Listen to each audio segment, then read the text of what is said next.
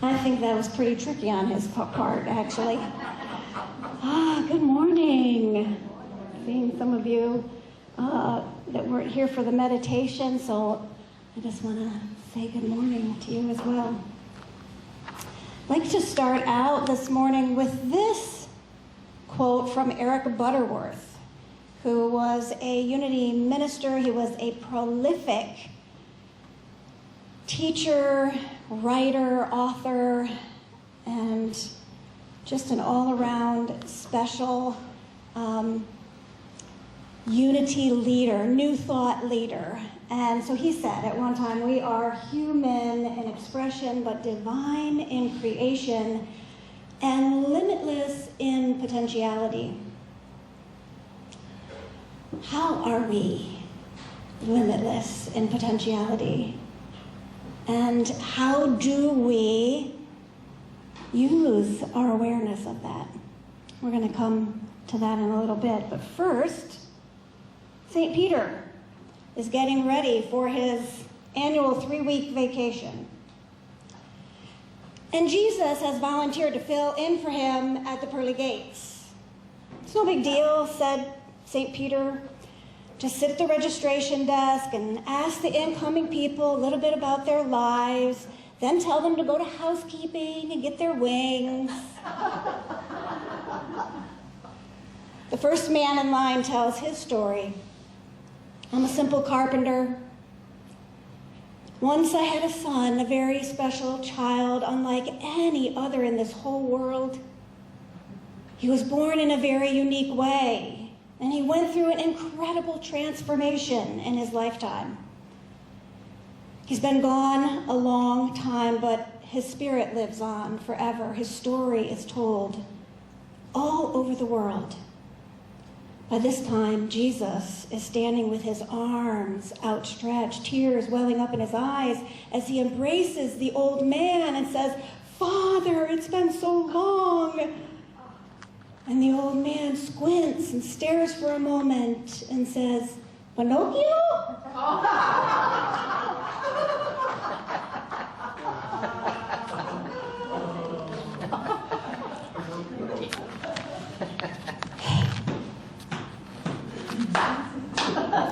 The slow clap. Oh no, I'm getting the slow clap. An astronomer says to a Unity minister, "You minister types always make the Bible and being spiritual unnecessarily complicated by all of your theological and ecclesiastical doctrines." Are you impressed? Ecclesiastical. Humbug. It's all very simple. He says, do unto others as you would have them do unto you. That's all you need to know and all you need to do. Well, the Unity minister thought for a second and then answered, I'm glad you raised that issue. I've been thinking about astronomy and astronomers with all their theories about an expanding universe and black holes and myriad galaxies. We don't need all that scientific mumbo-jumbo. Astronomy is actually quite simple and can be summed up in a few words. Twinkle, twinkle, little star, how I wonder where you are. Touché. One more, a quote from Warren Buffett, who is known as one of the richest men in our country. He once commented, "My ideas about food and diet were irrevocably formed quite early. They were the product of a wildly successful party that celebrated my 5th birthday. On that occasion, we had hot dogs, hamburgers, soft drinks, popcorn, and ice cream. I found complete gastronomical fulfillment in this array and have seen no reason subsequently to expand my horizons." He was from Nebraska. So the question is, have you expanded your horizons lately? On a number of occasions here on Sunday morning, I've shared with you this rather complicated model of human development. And bless your heart, you're all going, oh, she's not going to go there today, is she? No, I'm not, but I do want to reference this. Because this is sort of a picture of how our consciousness, our development, our human development comes about. All the way from the beginning of humans on this earth, all the way to where we are now. And of course, it's been created by looking back, for the most part, and looking current. And the most important thing that I want for you to get today about this model, which is called spiral dynamics, and I would love to do a class on it sometime. So when we get into our new space, we'll do a class. I'm looking forward to in-person classes again, workshops, retreats, all that good stuff. What I would like for you to take from this morning is just that our development, and Barry used to just, he didn't use all the slides, and he would just say, our evolutionary development is on a spiral that's going upward and forward, all right? And notice in the spiral that there are down times and there are up times in the spiral. And so there are times when our evolutionary development looks kind of questionable, I will say. Once again, a lot of very painful information on the news, continuing to happen across our world. And it's hard to see that stuff. And so one of the things we'd like to do this morning is help us to focus on what it is that we are wanting, rather than focusing on what it is that we do not want. So when people think of evolution, they think of the survival of the fittest. Well, we're beyond survival of the fittest physically, and now we've moved into survival of the fittest consciously. So how awake are we? How aware are we to our own beingness and awareness? In fact, if you look here, there's a bit of a break. And you'll see all of these phases of development up to the level of green there have all been based in fear. But then there's this leap that occurs when we begin to live not just for sustenance or subsubstances, just to be able to survive, but to be present to being, our beingness. So this is a very spiritual model, and as I said, I'd love to share it a little bit more deeper sometime. But one other thing about the teachers of this model is that we remember that all of these aspects of different phases are all part of us continually. And so the question becomes, where are we centered most? And that's when we want to dive into what each phase of development is. But most importantly, the phrase transcend and include, or transcend one phase to the next, but include all phases. Because what happens is When we get up here in some of these higher levels, what do? Look down on the people who are still thinking and acting and believing and being these ways.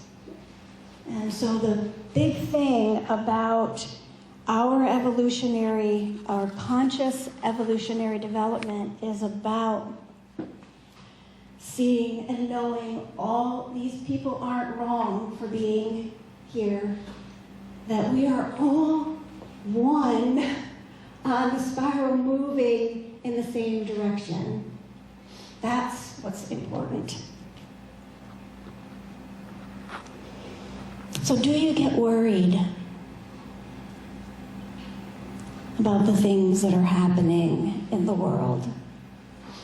When you look at the news, do you get concerned? Do you get anxious? Do you wonder how these problems are going to be solved? I do, and that's one of the reasons why I don't watch the news.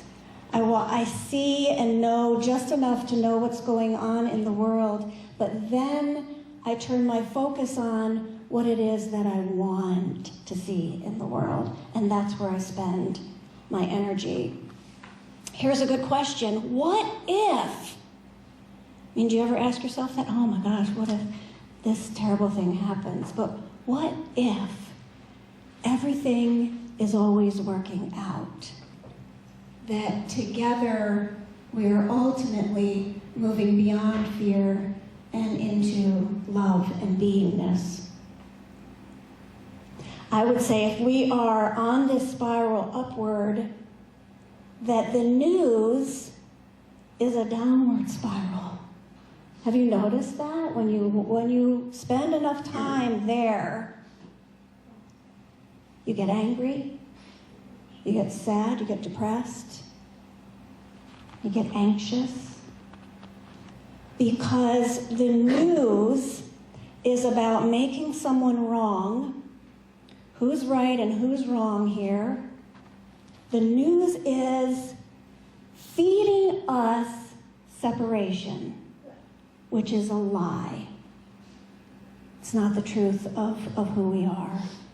This one spiral, this one human family moving together, that is the truth of us. I have to tell you, I was resisting summer recently.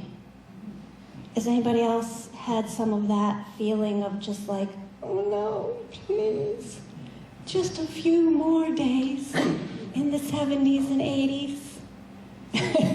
Mike is back there going, I think that's it for our spring. I think we're going to be moving more deeply into the deep heat. And I want to not be in resistance.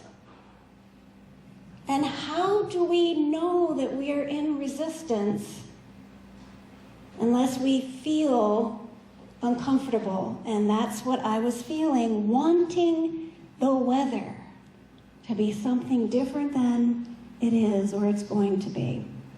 And I have to just tell you this piece of it.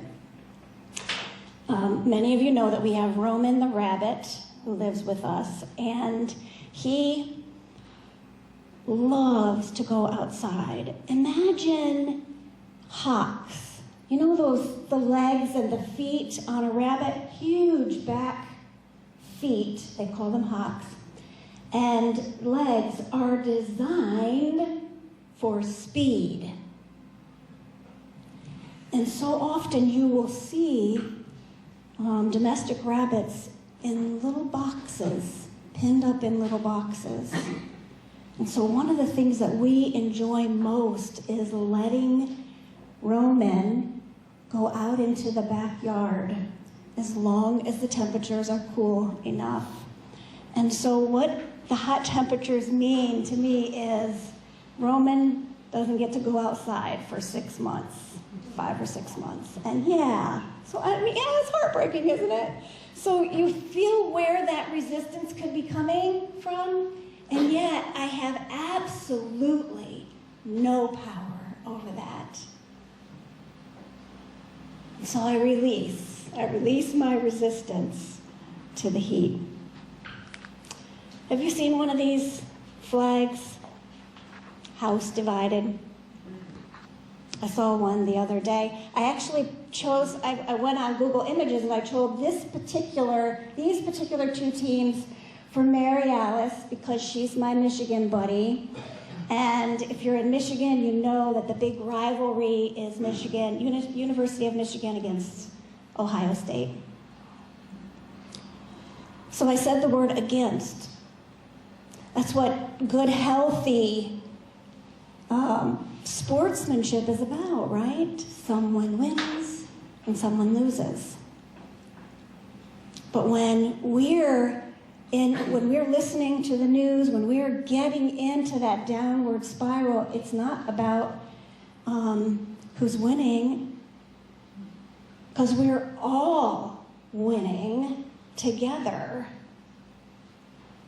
But I love this because do you know where house divided comes from? It's a quote. It comes from a quote by Abraham Lincoln.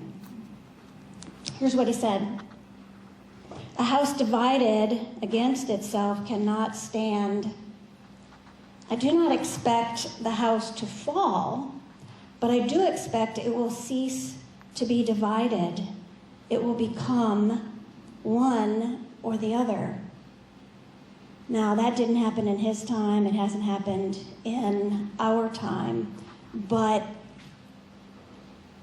if you look at the bigger picture, if you stand back and you see and know that the spiral of our oneness is moving forward, that indeed we aren't divided, we only look divided. Can we say that?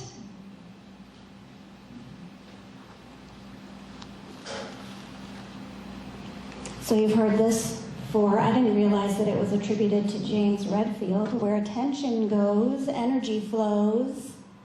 Where intention goes, energy flows. So this brings me to what I really would like to focus on with you all this morning, and that is the spiral. During the Sunday morning meditation, we did a chakra meditation. And my point in wanting to share that this morning was about the spiral, the shape or the cone shape or the funnel shape or the spiral shape of our chakra centers is much like this development, or this human evolutionary development.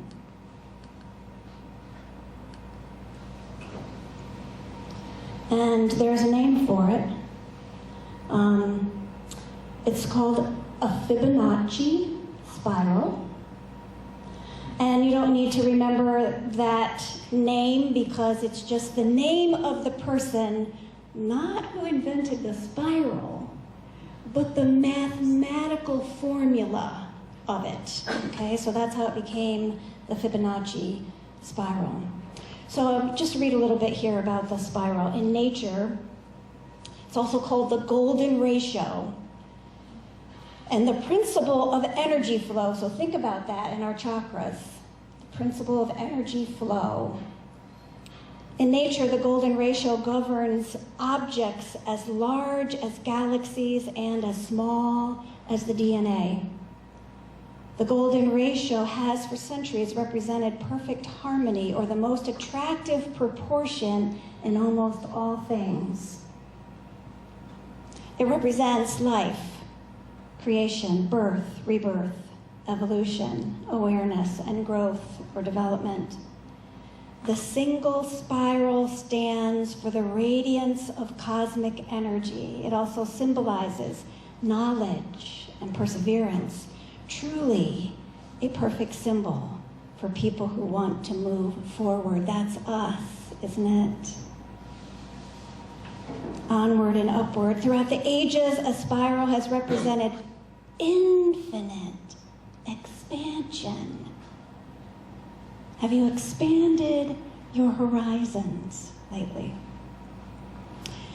symbolizing the expansion of nature and the universe, reflecting the magical interconnectedness of our micro and macro cosmos. For centuries, this knowledge has been considered sacred, a way of understanding the deeper beauty and spirituality in life. So what I'd like to do with you,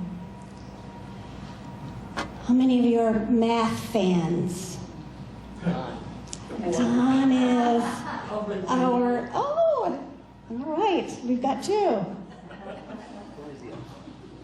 Don's daughter. So, again, I'm only putting this up here because this, as you see, is the formula for phi, or phi. That's what this is right here, phi or phi. And that's the golden ratio, or the divine proportion. And then I wanted to show you the decimal example because it's one of those numbers that goes on forever and ever and ever. It's infinite. It's infinity, goes on for infinity. And here are the numbers associated with the spiral. And what I would like to do is really be tactile with this morning. I want you've got a piece of paper in front of you. Take a piece of paper, take a marker, and we're going to create a Fibonacci spiral this morning.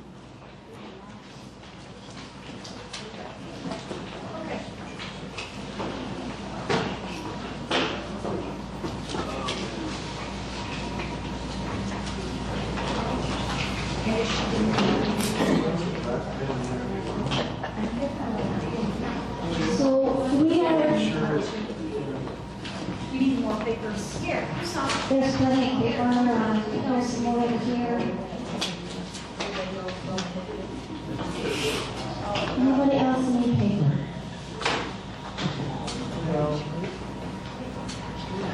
So let's, as we begin this process, center in the awareness of that spiral as we see it as our oneness, as together evolving as humankind. And as we do that, then, as we do this process of creating the spiral together, it will give the spiral more power, and hopefully you'll take it home with you. So let's start, and here's an example up here. We're just going to start with a little box.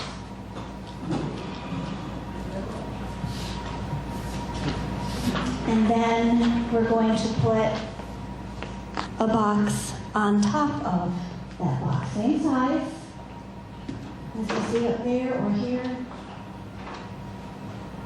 Does it matter if we're in the center or do we want to be on the side? So since the spiral kind of goes out, that's why I started it over here in the lower right-hand corner.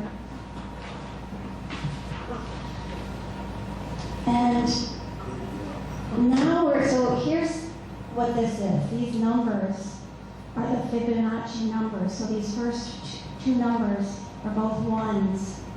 And what happens when you add 1 and 1 is you get 2. So what this space represents is this space, right? So this is going to be 2. All right, and now we're moving in this direction. So you see how we're already coming out from the very center and up. So our next block now is mirroring our current block. And you're always taking just the last two numbers, so this becomes our 3.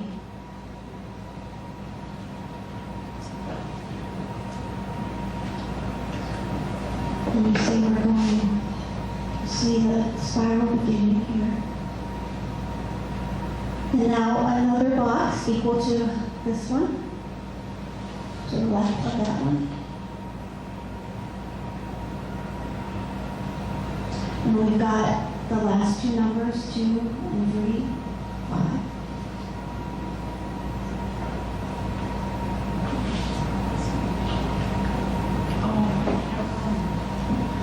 Oh, I go underneath. And we continue. This entire space now here. And it's not going to be perfect because we're not nature that makes things perfectly. So now we've got 5 and 3. I guess I'm blocking this for some of you folks. 5 and 3, 8. And we're continuing to create our spiral. And I think that I've done it too, guys. I think I went too far over this way. Let's see. Let's turn my paper around. Yeah. So we're just going to know that it goes off the page here. And So then, where's that one? I can put it over here. so we're on the right now. We've just created this same size here, over here. And this is the combination of 8 and 5.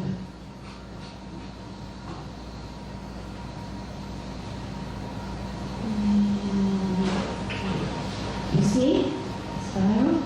So again, remembering that the spiral has been here since the beginning of time, but it was this man who figured out what the numbers, what the mathematical formula for it was. It is. All right, continuing, now we're going up.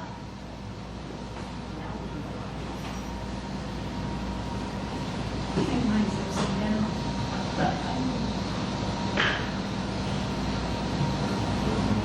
So this is 13 and 8, which is 21.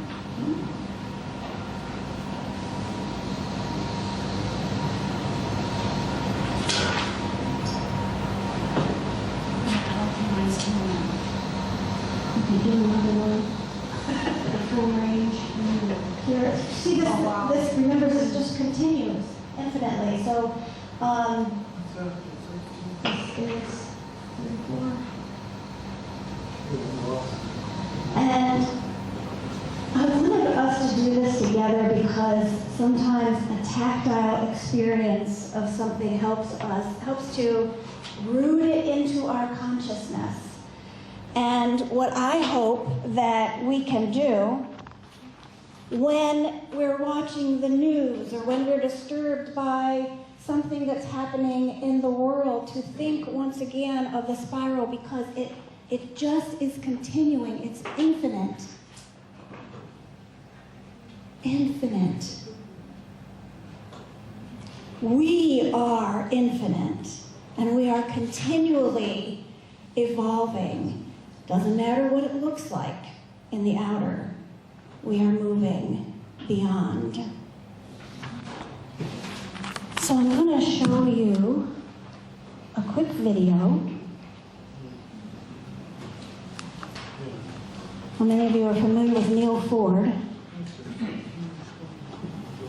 So here's a good story for you about us as people.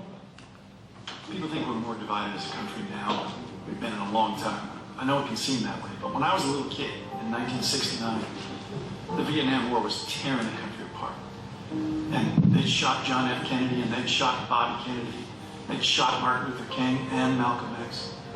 And there was the Manson family and the Zodiac killer, and it just felt like the whole country had lost its mind. My father had grown up in the Depression, where his faith in humanity was just at a low ebb. And the two of us that June were driving from LA to Oakland in our old 1960 Oldsmobile, and the water pump blew out south of Bakersfield. So this was long before cell phones, so we were we were going to have to hoof it like 9 or 10 miles into town. When this young cowboy pulls up in a flatbed and offers to tow us in. All my dad had on him for money was this old Chevron gas card, so he kept telling this young fellow, I can't pay you. And the young cowboy's looking at him like, I wasn't going to charge you. So he rolls us into town, and this is a Sunday, so nothing's open. So he has to go get his mechanic friend to open up his garage, and my dad says, hey, listen, I don't have any money. And the mechanic says, we'll work something out. And then they all realize they don't have the actual parts, so now they got to go roust out the local auto parts store owner, and they bring him down. And my father's like, okay, we need to talk about how this is all going to get settled. because he just couldn't imagine anybody being this trusting about the money. So the cowboy said, look at it, make me feel better. I got a bunch of watermelons I need to get loaded onto my flatbed, and it's pretty hot work, and if you help me out, I'll pay for the part. So next thing you know, we're all unloading watermelons from inside a rail car. That's about 140 degrees. And 90 minutes later, we are soaked in sweat. And up rolls the car, just run like a top. And my dad says, I really don't know how to thank you, fellas, and for this good turn. And we're turning to go, and the mechanic gets this look on his face and says, whoa, whoa, where do you think you're going? And you could see on my father's face just all the fear and distrust come to the surface. He's stiffened like a leopard. And the mechanic says, no. My wife's going to make us all Sunday dinner, and you and the boy can get a shower and a clean shirt, and it'll make the drive easier for all of us. So we sat down for a dinner of fried chicken from the chicken right over there, and corn on the cob from the corn right over there. Now, I got to tell you, I will never have a meal that good ever again. And my dad didn't say maybe 3 words the whole drive, but when we got home, I got into bed, I was just about to turn off the light. And he stops in the doorway and he says to me, no matter what you see in the movies or on TV or you read in the papers, you listen to me. That's how people really are. And about a month later, Neil Armstrong walked on the moon. So, keep the faith.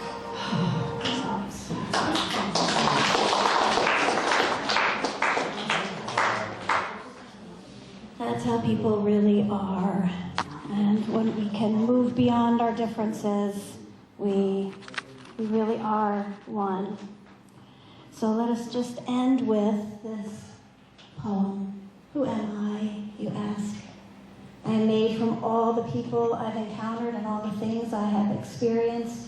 Inside, I hold the laughter of my friends, the arguments with my parents, the chattering of young children, and the warmth of kind strangers. Inside, there are stitching from cracked hearts, bitter words from heated arguments, music that gets me through, and emotions I cannot convey. I am made from all these people and moments. That is who I am. So it is.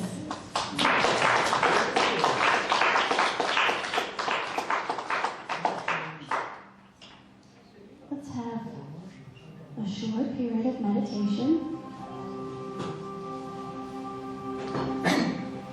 Just to invite whatever you want from this message to take it deeper, let it to permeate every cell in your being,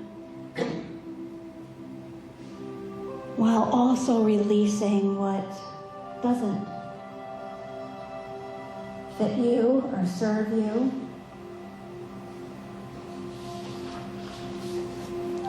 We are all about just discovering here on Sunday mornings a path that works for us as we awaken to a greater awareness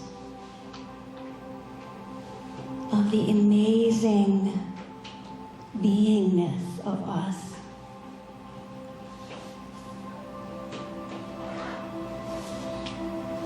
Think about those times when you become still and quiet. And often it's a wonderful opportunity to create. The creative process begins there, the mind, the divine mind, is feeding through that stillness and that quiet, the divine ideas, that potentiality that Eric Butterworth talked about. We are infinite in potentiality. We go on and on.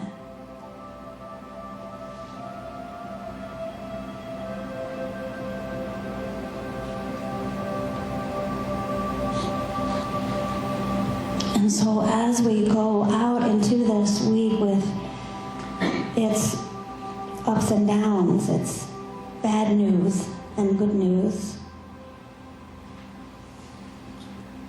we can remember that spiral.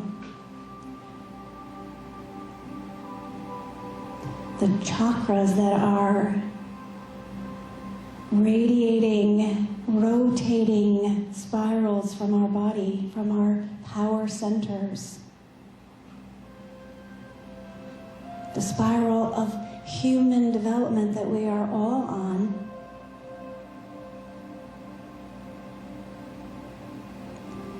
And the deep, deep desire to move beyond fear.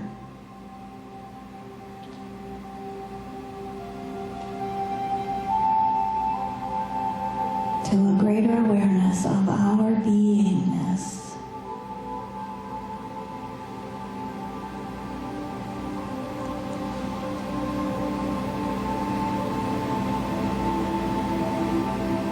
Of that divine power.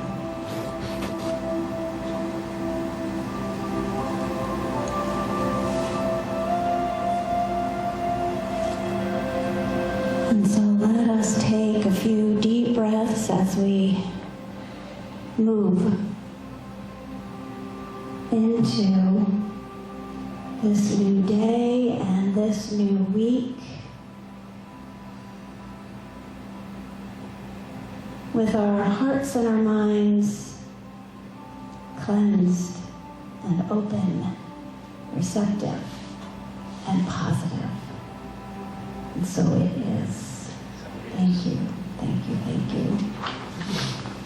And amen.